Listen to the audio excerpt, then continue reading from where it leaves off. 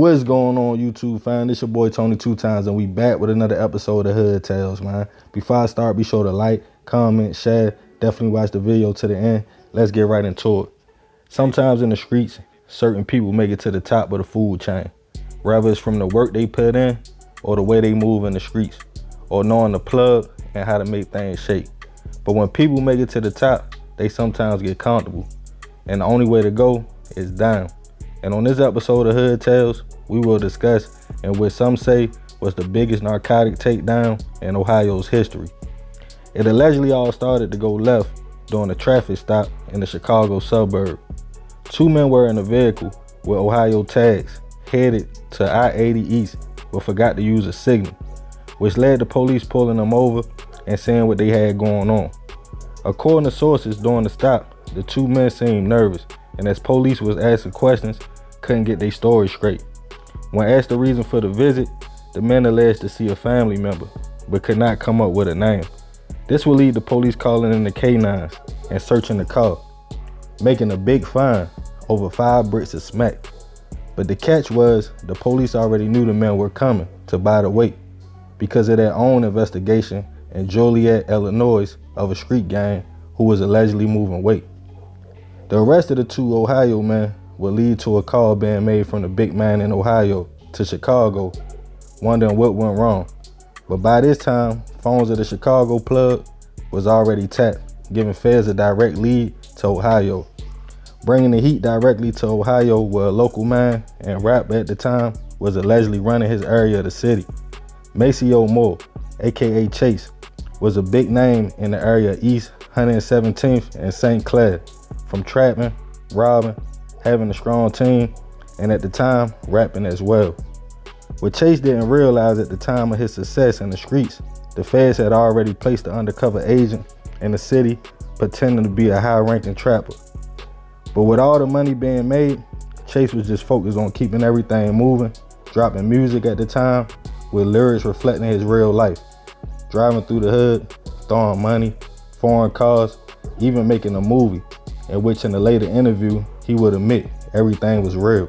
The money, blickies, and product. So when producers reached out to Chase for a documentary, he figured everything was good, since he had been building his brand.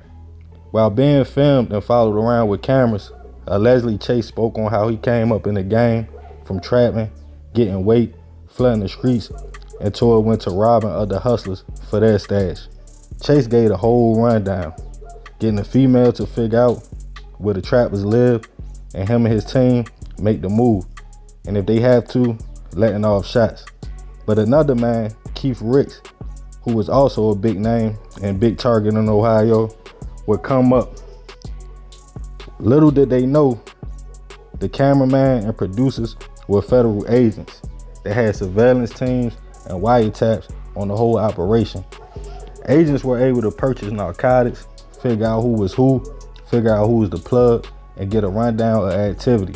Even asking Chase in the fake documentary about a robbery in which he allegedly responded, "Yeah, that was our work.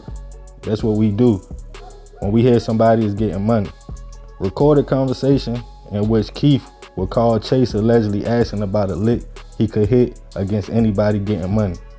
With all the surveillance footage, wiretaps linking the crew to the arrest made in Chicago and other situations in Ohio, the cake was already baked, and people started getting picked up and indicted.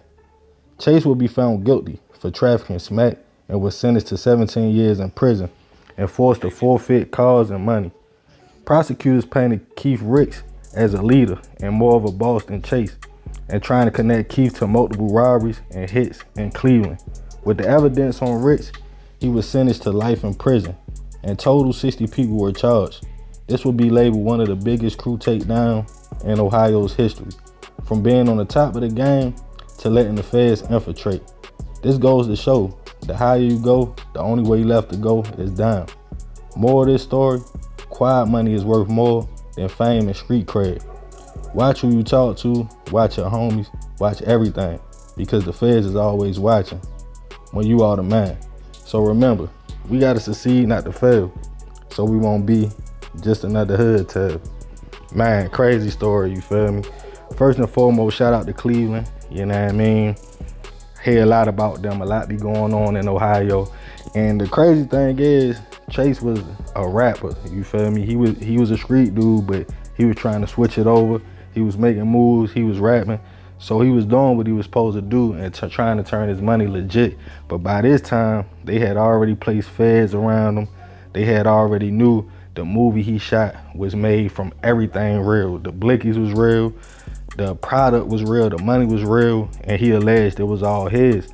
And then when the thing happened in Chicago, when the dudes called home, they spoke to Chase and I think Keith, and then they just linked 2 and 2 together. But by this time, like I said, the cake was already baked. Plus you had Keith Ricks, who was allegedly the big plug. He was already, you know what I mean, on a radar. And then when they got that conversation between him and Chase, they just added 2 and 2 together, you feel me? They said they made a lot of money, you know what I mean, hitting the streets. They ran the community, and if anybody was getting money, they knew about it. And the only way you was making money, if they let you make money. In other words, they was robbing whoever they needed to keep their thing going. But when he did the documentary, he ain't know the whole time the people who was interviewing him was the feds. And they was already on top of everything. They had surveillance, they had the cameraman, they had footage of him speaking on things. One of the questions the dude asked him that was interviewing him, like, so how long y'all been, you know, robbing people, or how long y'all been doing this and that?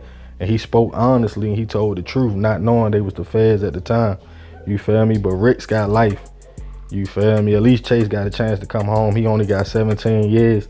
But yeah, man, I heard a lot about St. Clair and Cleveland. You know, hopefully I can visit there one day. I definitely like to slide through Cleveland.